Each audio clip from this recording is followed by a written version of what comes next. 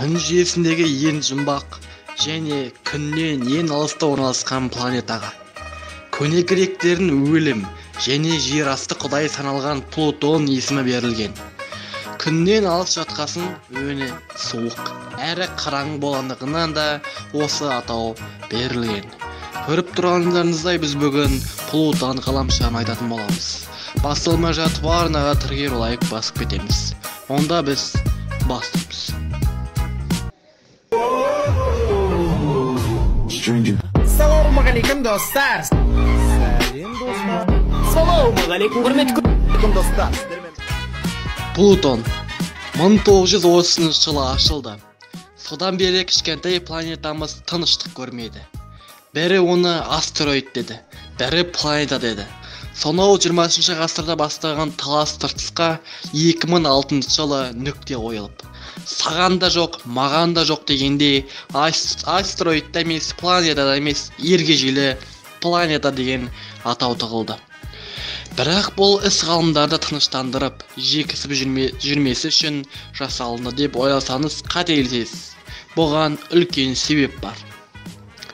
Плутонды 1930 жылы америкалық астроном Клайд Тамбо Аризона штатындағы Лоуэлл обсерваториясында ашты.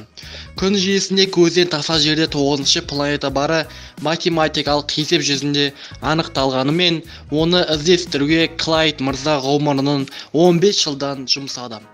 Табылды, зерттелді және көлемі өте кішкентай екендігі белгілі болды.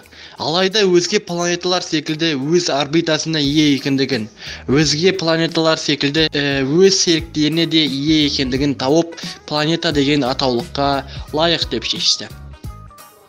Сөйтіп араға 76 жыл салып, Плутонның планетадағы қайта көтерілді.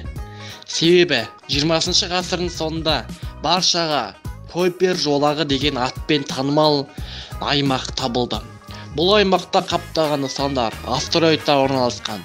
Осы кезде Плутон сол қаптаған транснептундық нысандардың бірі екендігі анықталды.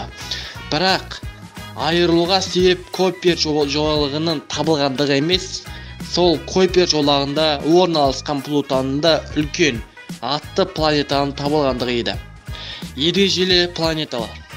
Америкалық астроном Майкл Браун Ириданы тапқаннан кейін халықаралық астрономия одағына бақыттап, не Ирида күн жүйесіндегі 10-шы планета атанады.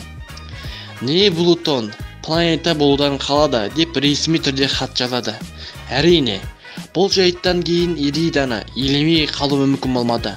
Сондықтан әлем астронавтары бірге отырып, ергежейлі планета атты су жаңа класс ойлап тапты да, құрамына Плутон, Ирида, Церера, Хаумия және Макимаканы кіргізеді. Сонымен, күн жүйесінде қазір 8 негізгі планета, 5 ергежейлі планета бар. Осылайша біздің қызықты мәліметтеріміз аяқталды. Арнаға жазып лайк басып кетеміз. Сол жақта шыққан леп белгісін басып, жаңа роликтарды көріп кетсеңіз болады. Қош, сау болыңыздар.